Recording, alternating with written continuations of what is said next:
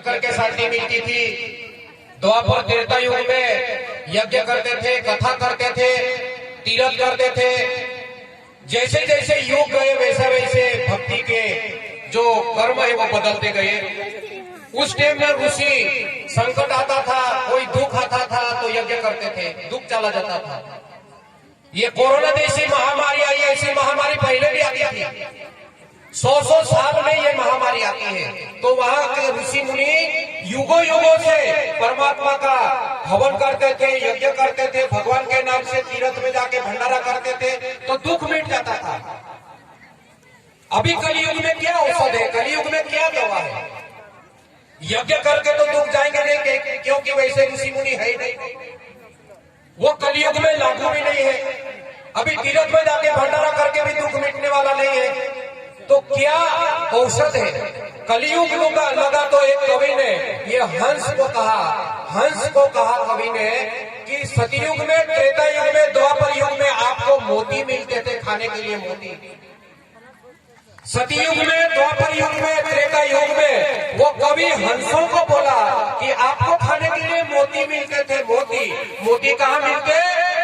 दरिया के पेट में मोती रहते, और जून महीने के आसपास दरिया के वहां ताकत निर्माण होती, वो मौसम बदलता और दरिया के पेट में से तूफान आता, वो तूफान दरिया के पेट के मोती बाहर लेके आता और वो मोती हंस खाते।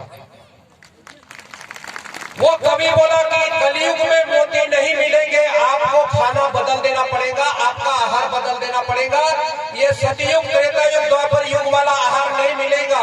कलयुग में आपको मोती नहीं मिलेंगे, आपको आहार बदल देना पड़ेगा। हंस क्या बोले मालूम है? हंस क्या बोले संत कवि को? हम कलयुग में भी भले सतयुग, द्वापर युग, त्रेता युग उसमें हमको मोती मिले, कलयुग में भले मोती नहीं मिले, लेकिन हमारा आहार नहीं बदलेंगे। क्यों? जहां जहां संत आएंगे, जहां जहां गुरु महाराज आएंगे, जहां जहां सतगुरु आएंगे, जहां जहां संत आएंगे, वहां संतों के कार्यक्रम में भजन कीर्तन चलेगा। संत के, गुरु महाराज के शब्द, गुरु महाराज की वाणी, गुरु महाराज का भजन और संतों के शब्द निकलेंगे, वो हम मोती के स्वरूप में ग्रहण करेंगे। संतों के शब्द खा के हम जीवन गुजार लेंगे, लेकिन आहार नहीं बदलेंगे, ऐसा हंस ने बोला था। ये जो पब्लिक है ना, ये हंस स्वरूप है, और ये गुरु महाराज है ना, ये इनके शब्द मोती के जैसे हैं। अभी हंस को मोती नहीं मिलेंगे, लेकिन कलयुग में हंस कौन है? कलयुग में जनता हंस है और संतों के शब्द मोती है।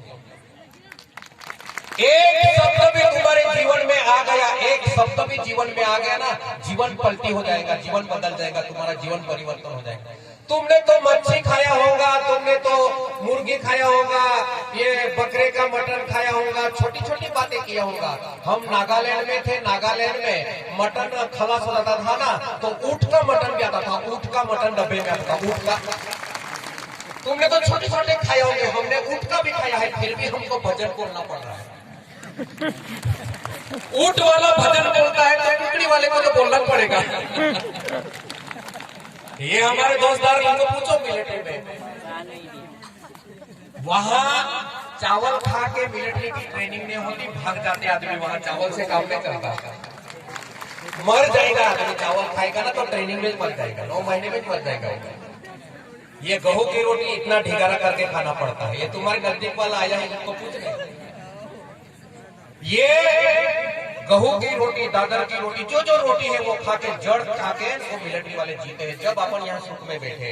ऐसा नहीं है, एक एक पल वो बॉर्डर पे बैठे, एक एक पल वो बॉर्डर पे राइफल लेके खड़े हैं, तब हाँ अपन ये चीखा लिया नहीं है, तुम्हारा गांव में ये सत्संग आराम से हो रहा है। इतनी आसानी से बॉर्डर पे सत्संग भजन नहीं होता है। ये मिलिट्री के आदमी भजन सत्संग में क्यों आए कि 70 साल पहले अपनी परिस्थिति ऐसी नहीं थी, अपने माँ बाप में मोबाइल नहीं थे, अपने जो दादा थे उनके ऊपर ये गाड़ियां नहीं थी, इनोवा, बोलेरो, सुमो, ये स्टेज पर नेता बैठे हैं ना, इनके भी बंगले नहीं थे, इनके भी गाड़ियां नहीं थी। ये स्टेज पे जितने नेता है हम हैं, हमारे साथ जितने कार्यकर्ता है, ये बड़े बड़े मकान, ये गाड़ियां, ये आज तुम देखो वहां मैदान में, ये महाराज के जहां गुरु महाराज थे वहां 200 गाड़ियां होंगी, 200 गाड़ियां।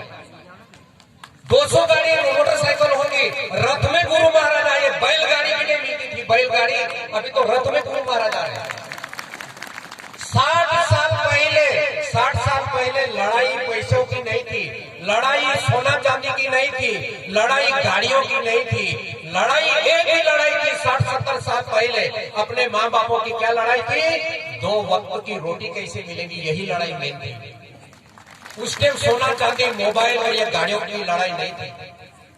लेकिन जो समाज है ना, वो 60 साल पहले पैदल पैदल शादी में गया, बैलगाड़ी में शादी में गया, पैदल पैदल गाड़ियों में शादी करा। 80% लोग तो पैदल जाते थे।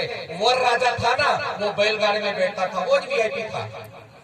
बैलगाड़ा में अपनी इनोवा थी। जब 60-70 साल पहले अपनी बैलगाड़ी में इनोवा थी, सोना चांदी कुछ भी नहीं था।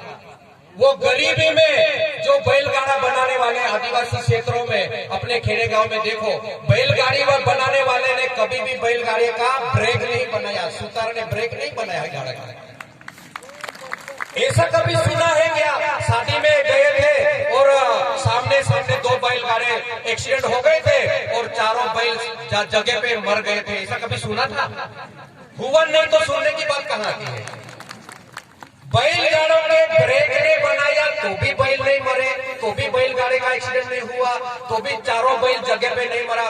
बैलगाड़ी पलटी होती है, लेकिन सामने टक्कर मार के बैल जगह पे मर गए, ऐसा तो कभी सुना नहीं है। उसका ब्रेक भी नहीं है तो भी एक्सीडेंट नहीं होता था।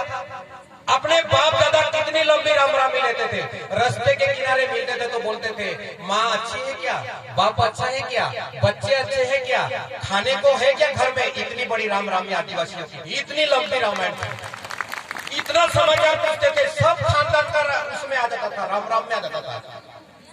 बादा हज होई के, बादो को में खा हो होई के, बादो हज होई के, एकदम जे भाषा में पावड़ी होंगी, भिलोरी होंगी, तो 5 मिनट में तो पूरा खानदान पूछ लेता था। अभी तो ये तुम्हारे चिखलिया में राजगांव में इधर ये रास्ता भी नया बन गया है।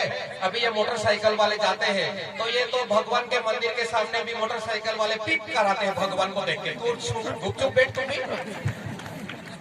रामरामी कितनी शॉर्टकट आ गई है, वो हॉर्नर से भगवान को रामरामी लेते। अभी मंदिर के दरवाजे के सामने गाड़ी वाला ये पिप कराता, भगवान को बोलता तू भी चुपचाप बैठ, हमको टेंट नहीं है।